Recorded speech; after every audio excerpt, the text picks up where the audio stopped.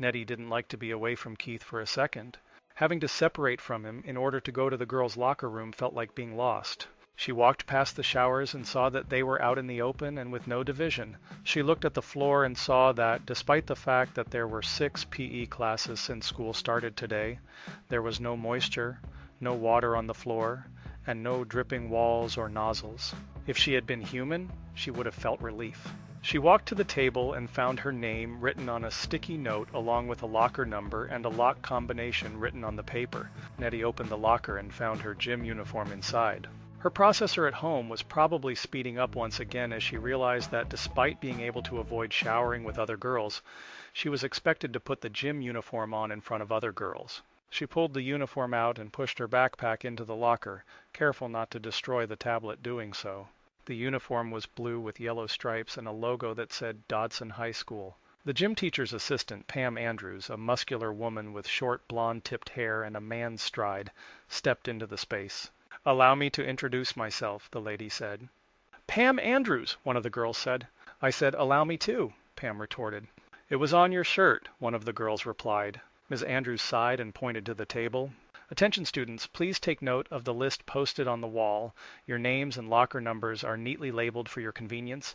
Inside each locker, you will find a crisp, clean uniform awaiting you. It is expected that within 5 minutes of arrival, you will change into this uniform as it is the last class of the day. You have the option to either store your regular clothes in your locker or wear them home. However, if you choose to switch back into your regular attire, please do so within 10 minutes after the final bell rings. I will not be available in the locker room after that time. If you wish to use the shower facilities, you must first inform me so that a teacher can supervise while you are in there. Any student found using the showers without proper supervision will face disciplinary action. Also, please be aware that if you do not arrive in gym class within 5 minutes of the first bell wearing your uniform, you will be written up. Let's avoid any write-ups and ensure we follow these guidelines." "Nobody has to shower if they don't want to, right?" one of the other girls asked. With a resigned sigh and a disapproving shake of her head, Ms. Andrews muttered to herself, "Every class. Someone always asks." She shook her head once more, her expression conveying her annoyance. "No, little girl. Being a stinky little tyke is not mandatory, especially since this is your last period. In fact, I highly recommend that you wear your uniform home and wash it daily. Of course, you are always welcome to come back here and store your fresh uniform in your locker for the next day.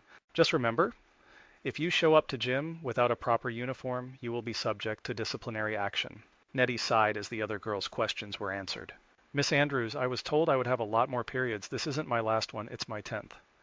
Nettie stood with her back to the group, her cybernetic brain processing the asinine comment that had just been made. She knew it was only a matter of time before they were singled out for bullying.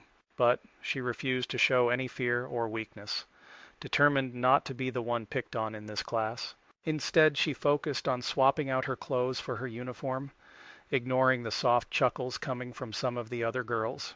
But curiosity got the best of her, and she eventually turned around to get a look at the young girl who had practically painted a target on her back. Nettie made a mental note to possibly protect her from future attacks. The gym teacher sighed and shook her head, choosing not to address the situation as she walked into her office. From there, she had a clear view of the interior of the locker room. 5 minutes. The teacher's reminder echoed through the room, serving as a warning for everyone to hurry up and change before class started. Despite the tension in the air, Nettie couldn't help but feel a sense of camaraderie with the other girls as they quickly changed into their uniforms, preparing for her first day of physical education. Nettie's processor suddenly buzzed with urgency, alerting her to something she couldn't afford to miss. The instructions were crystal clear. A person of specific height, dressed in a similar color combination to the clothes Nettie was wearing, was nearby. She paused for a split second before adjusting her uniform and glanced over her right shoulder to see Marissa in the locker room with her. With a quick, calculated movement, Nettie made sure not to draw attention as she discreetly observed Marissa. It was apparent that Marissa had yet to notice her presence, but Nettie knew she would have to be careful not to make it known until they were out of the locker room. The air felt thick, even though Nettie didn't need to breathe. It was as if her programming was telling her what to feel as the situation became all too real.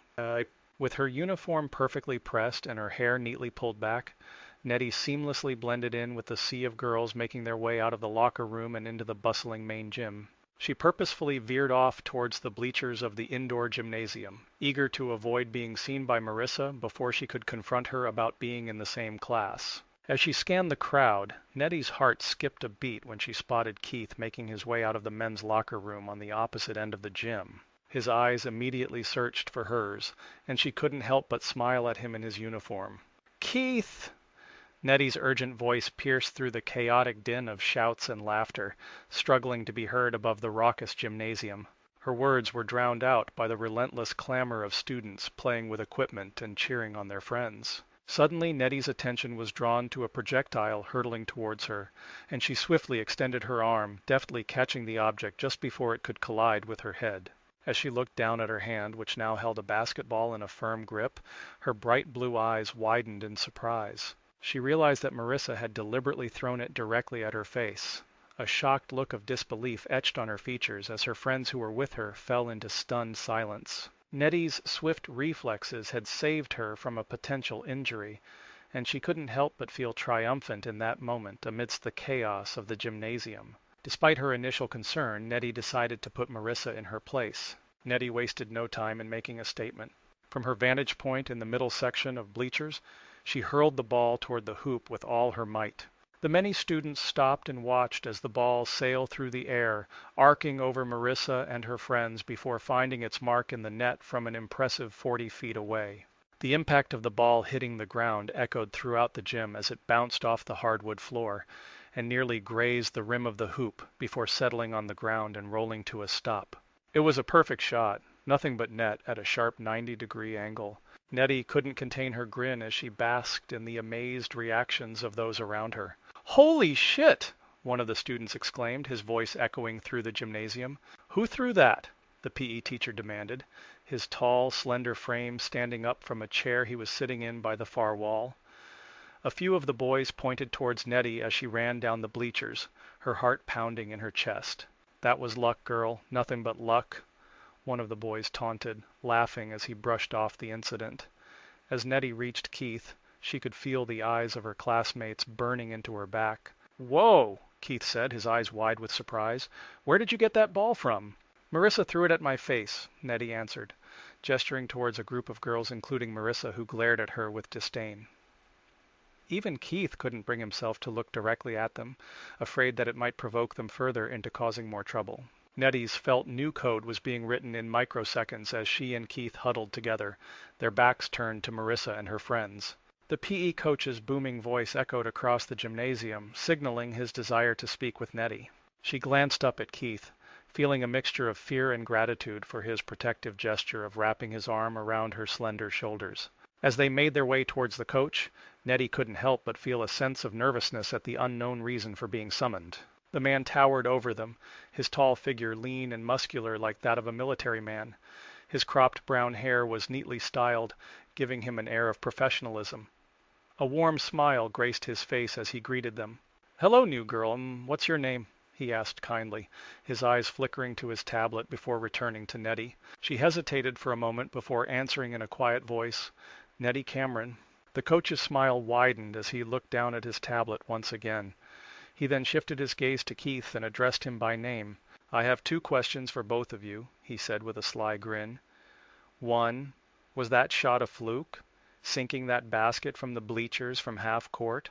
And if not, are you as good as your sister?" Keith laughed nervously and shook his head. "Oh no, I can't hit anything. I'm more into skateboarding."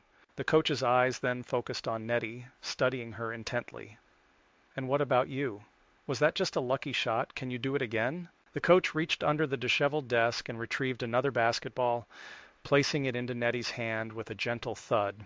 She held the ball, her fingers tracing the grooves on its surface, before turning to look at Keith and then back to the coach. "I appreciate your offer, but playing basketball for the school isn't something I see myself doing. I have other priorities," Nettie stated firmly. The coach let out a heavy sigh, his disappointment evident in his slumped shoulders. "Well, why don't you give it one more try, just for fun? I won't hold it against you if you choose not to join the team," he said, gesturing towards the hoop. Nettie took a deep breath and positioned herself, using her front leg as leverage as she effortlessly propelled the ball into the air. The coach and Keith watched in awe as the ball flew overhead, disappearing into the circular target with a satisfying swoosh. Nettie had already turned away from the hoop to talk with the teacher when the ball came crashing back down to earth, bouncing off the ground before she could even finish her sentence. "Thank you for the opportunity, Coach. So, what's on our agenda for first period?" Nettie asked nonchalantly, raising an eyebrow. The coach and several others in the gym who had been paying attention were left stunned by Nettie's effortless skill and composure. "Jesus Christ," Coach Tabor muttered, dropping his tablet in shock. But before it could hit the ground, Nettie swiftly caught it, her reflexes lightning fast. Keith and the coach both jumped in surprise as Nettie handed back the tablet with a small smile. His eyes widened in amazement at her quick reflexes, and he couldn't help but blurt out a compliment. "Nettie, they named you right because net is all you get, and those reflexes," the coach exclaimed, causing Keith to narrow his eyes suspiciously. He reached out to tug on the back of Nettie's shirt, silently questioning her about the coach's sudden change in demeanor. "Well, Coach, thanks for being understanding," Keith interjected as he walked with Nettie away from the basketball court. Nettie quickly caught on to what was happening and glanced down at her tablet, typing away furiously while shaking her head in disbelief. "I think the coach is going to be trying to make you join the basketball team now," Keith remarked as they leaned against the wall on their side of the gymnasium. "He said he wouldn't," Nettie reminded him firmly. "Yeah, but that was before he saw you sink 2 shots in a row and then save his tablet from exploding. He knows it's no joke." Keith sighed, watching as some of the students who had been watching them returned to their own individual games and conversations. As if on cue, the coach suddenly darted out of the gymnasium with his tablet in tow, clearly headed towards whoever was in charge of the high school women's basketball team. "I thought we were supposed to be given instructions on what to do. Or is this like a free period?" Nettie asked, leaning against the wall and crossing her arms. Keith joined her, also leaning against the wall. "I think the coach put all his class plans on hold just so he could try to convince you to join the team against your will," Keith replied with a knowing smirk. "I don't think I should join the team. It would be unethical for me to do so under the circumstances," Nettie stated, her voice filled with conviction. The weight of her secret seemed to drag down her shoulders, causing her to stand a little straighter. "If anyone found out about me, it could ruin the school records beyond repair." Keith nodded understandingly, his expression reflecting the seriousness of the situation. "You're going to have to play dumb next time someone hands you a ball," he said, gesturing towards a group of students playing basketball nearby. "Just mimic their movements, make a few shots but miss most of them, and talk some trash." Nettie couldn't help but giggle at Keith's advice. "Talk trash?" she repeated, a playful smile tugging at her lips. Keith playfully elbowed Nettie, making her smile and giggle even more. As they were joking around, the doors to the gymnasium opened once again and a tall, imposing woman entered. "I think that's the women's basketball coach. Remember, miss the shot," Keith reminded Nettie. "I have to aim for something if I shoot," Nettie replied with determination. "What should I aim for?" "You have to aim for something or you can't throw?" Keith teased. Nettie nodded at Keith with concern, her eyes wide with desperation. "It's not in my protocol to do otherwise," she explained earnestly. "Just think about where the ball might end up and make it look like an—" Before Keith could finish his sentence, Mrs. McDaniel interrupted them. "Nettie," she exclaimed sternly, "I'm Mrs. McDaniel, the business skills teacher, and also the basketball coach." She extended her hand for Nettie to shake. "I was told about your special skills." Although grateful for the compliment, Nettie's smile faltered as she glanced at Coach Tabor and then back at Mrs. McDaniel. "That's very kind of you," she replied politely, "but I'm afraid I can't join the basketball team. I have other priorities." Mrs. McDaniel's expression softened slightly as she turned to Keith. "Well, let's see if you can shoot before we make any decisions. I want to see this for myself." "She said she doesn't have time to join the team," Keith interjected quickly. Mrs. McDaniel's smile faded as her gaze narrowed on Keith like a predator stalking its prey. "When I want to talk to you, I will look at you," she stated coldly, causing Keith to shrink back under her piercing stare. Coach Tabor handed Nettie the basketball amidst a crowd of curious students who had gathered around to watch.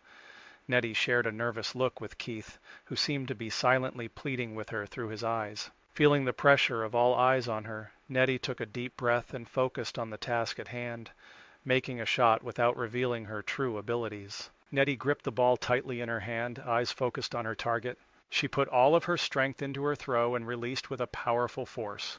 The coaches and several students turned to watch as the ball soared overhead, its trajectory seemingly perfect. But then disaster struck. The ball hit the ceiling with a loud thud, ricocheted off the wall, and came hurtling down towards Marissa with incredible speed. The impact was so strong that Marissa was knocked off her feet, her friends rushing to her side in concern. Nettie's expression of innocence was quickly dropped as she tried to play it off as an accident. However, Keith saw right through her guise and couldn't contain his laughter. Mrs. McDaniel whispered something to Coach Tabor before storming out of the gymnasium. But even as everyone else was caught up in the chaos, Coach Tabor knew better. He shook his head with a small smile and spoke to Nettie sternly, wagging his finger at her. "I have you on security camera," he said with a knowing look. "2 consecutive sunk shots is no coincidence. You have real talent." With a satisfied grin on his face, Coach Tabor raised his voice to address the rest of the group. "All right, everyone, let's do our stretches and get ready for some outdoor running today." His words were met with groans from some students, but Nettie couldn't help feeling a sense of pride at being singled out by the coach for her skills on the court. Keith found himself jogging with Nettie during the last period of class. The sun was high in the sky, casting a golden glow on their surroundings as they made their way around the school track. Keith couldn't help but wonder if this mile run was a punishment for Nettie's missed basketball shot in gym class. As they ran, Keith's heart pounded in his chest and sweat dripped down his forehead. He offered Nettie a bottle of water from the vending machine before they went outside, knowing that she would need it more than he would. The air was thick and humid, making every breath feel heavy and labored, but Nettie seemed to effortlessly glide beside him, her face remaining dry despite the intense heat. Keith couldn't help but admire her stamina. "What's this for? I can't drink water," Nettie said, confused by his gesture. "My water is for me to drink," Keith replied, taking a sip to wet his parched throat. "Your water is for you to emulate sweat so that the PE teacher doesn't think you're overheating." Nettie smiled and kept running, her long strides matching his own. As they rounded the curve of the track, Nettie playfully sprayed herself with water, pretending to cool down and wipe away sweat. Keith chuckled at her antics, feeling grateful for her lightheartedness amidst their grueling task. "Do you think anyone will get suspicious if they see me spraying water all over myself?" Nettie asked, maintaining her pace beside him. "No way," Keith replied between gasps of air. "I see people do it all the time. It helps cool them down and lets them run a little faster to combat the sweat. Plus it gets the salt out of your eyes, something I hate when it happens." As they continued on their run, Keith focused on the lines of the track in front of him, pushing himself harder with each step. He could feel his lungs burning for more air and his muscles aching for more energy, but he refused to slow down, knowing that he and Nettie were doing better than some of their classmates who had already given up. "Almost a mile in already," Nettie said, trying to boost his spirits. "Don't forget to pretend like you're breathing," Keith reminded her, struggling to catch his breath. "We have to fit in as best we can. Use the water." Nettie nodded, raising her arm above her head and squeezing the water over her face and clothes. Keith watched her, feeling a sense of camaraderie and admiration for how she was able to keep up appearances even during such an intense workout. As they rounded another corner, Keith smiled at Nettie before wincing in pain as he forced his legs to run faster. Despite the physical strain, he couldn't help but feel grateful for this moment with Nettie. "You know, this isn't as hard as the first time we had to run together," Keith said. "That's because it was nighttime," Nettie replied. "Yeah, but still, it felt easier being a mile away from Dean's house." "Probably because you were naked," Nettie teased, "and stepping on twigs and sand spurs and shit," Keith added with a laugh. "We were both trying not to get caught," Nettie pointed out, nodding towards one of their classmates who had given up and was now lying in the shade gasping for air. "But when it's just you and me, time flies by so quickly," Keith said between gulps of water. "We're already a mile in and I can keep up with you under this hot sun." As they finished their final lap, Keith couldn't help but feel grateful for Nettie's presence and their shared sense of humor. They may have been running in the heat as punishment, but with Nettie by his side, it didn't feel like such a chore after all. Nettie gave a small, knowing nod. She leaned in closer to Keith, and spoke in a hushed tone, her voice filled with wisdom beyond her years. I've heard that humans have a skewed perception of time. It's all about where we focus our attention, like when you were constantly checking your watch in math class. Keith tried to nod back, but his body was exhausted from their run. Still, he pushed himself to keep up with Nettie's pace as they continued their conversation. I know what you mean, he replied, panting slightly. That class felt like it lasted forever. As they turned the second corner of the track, they noticed a figure lying still under the shade of some trees. It was the same kid they had passed earlier. Math is definitely not my best subject, Keith admitted to Nettie. I could use some help. Nettie nodded thoughtfully. I can tutor both you and Jack during lunch if you'd like. Keith gratefully accepted her offer as they continued their run. But soon, Nettie started to slow down. Am I actually outpacing you? Keith teased between gasps for air. Nettie shook her head with a smile and walked over to the other boy under the trees while Keith caught his breath in the shade beside them. Hey, are you okay? Nettie asked the boy, who was slender like her but noticeably paler than before. What's your name? The boy introduced himself as Kyle and explained that he was feeling unwell with a bad headache. Without hesitation, Nettie placed her hand on his forehead to check for a fever and noticed that he had stopped sweating. She knelt down next to him and introduced herself and Keith. Keith, do you know where we can find a water hose? She asked, concern evident in her voice. Keith gestured towards the janitor's stand, situated next to the bleachers on the far side of the football field. Sunlight beat down upon the field, casting long shadows across the grass and causing heat waves to shimmer in the distance. Over there, Keith asked, pointing towards the stand as he showed her where the water hose could be found. Nettie turned to Kyle, who was slumped over, his eyes drooping with exhaustion. Kyle, stay awake, she urged, gently shaking him. I'm going to get you some water. You're having a heat stroke. Oh no, Keith muttered, taking a step back and gaping at the sight before him. I'll carry you, Nettie said firmly, determination in her voice. Keith, help me with his other arm. We have to move quickly. As Keith lifted Kyle onto his side, grabbing hold of his right arm and using it as leverage against his upper shoulder, Nettie did the same on her side.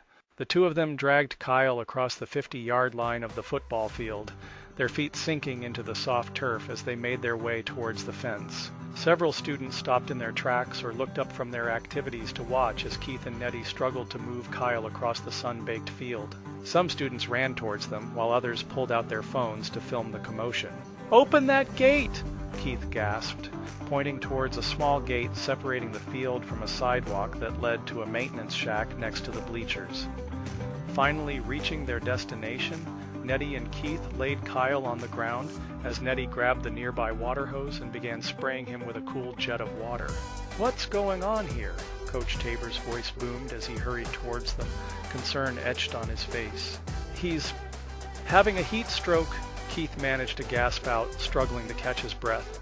Call 911. But I'm feeling better, Kyle protested weakly, running a hand through his damp hair. It's good to be alive, Nettie said with a relieved smile, playfully ruffling Kyle's hair. Coach Tabor had already dialed the paramedics and was giving them information over the phone. Okay, they said to keep doing what you're doing. Good job, Coach Tabor praised, his tone filled with pride.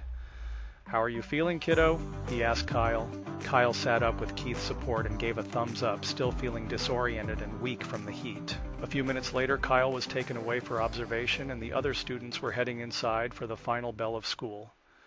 Keith and Nettie were standing in the principal's office, recounting the events of their first day together. As the final bell rang, Coach Tabor whisked Keith and Nettie off to the principal's office, their gym uniforms drenched from their heroic actions on the court. They entered the pristine office where Principal Terry Copeland stood waiting for them with a kind smile. Normally when students enter my office, it's for less than admirable reasons, Principal Copeland said, his gaze sweeping between the soaked teens. I am proud to have siblings like you in this school who know how to save lives. Your quick thinking and action saved Kyle's life today. I want to personally thank you and award you both for your bravery. He extended a hand to shake theirs. Looking at each other with equal expressions of disbelief, Keith and Nettie couldn't contain their excitement. And Coach Tabor tells me you have quite the arm for basketball, Principal Copeland added with a nod towards Nettie. Their hearts swelled with pride as they realized that their actions had not only saved a life, but also earned them recognition from their school's highest authority figure. As their third conversation about Nettie joining the basketball team came to a close, they respectfully declined and began making their way home. The setting sun cast a warm golden glow on their faces, matching the contented smiles that spread across their lips. They walked side by side, enjoying the peacefulness of the evening and the lingering scent of freshly cut grass from the nearby park. It was a small moment, but one that left them feeling happy and connected. "Well, what did you think of your first day?" Keith asked Nettie with a warm smile. She grinned back at him, grateful for his help and proud of how well they worked together in a time of crisis.